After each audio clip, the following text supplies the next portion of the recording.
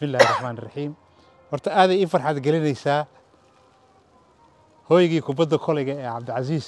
oo caawa ay dib in loo onkay aad moodo in basketball laga ciyaaro muddo waxaan soo marray garoonkan aanan laga helin ciyaartoy basketball waxaan soo marnay iyadoo la keenay garoonkan roog lagu ciyaarayo kubadda cagta xitaa oo gudoomiyay inta u nimid aan walba tan ma anfacaysee sidiina isaga dheel roog leh naga saarina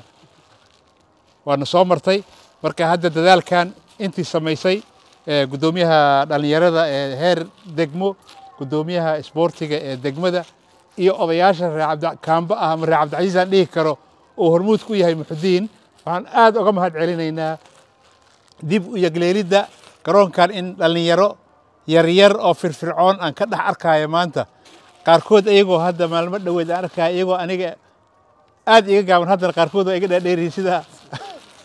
marka hami badan aan naga hayo inay ka soo bixi doonaan ciyaartoy dalka qarankiisa matala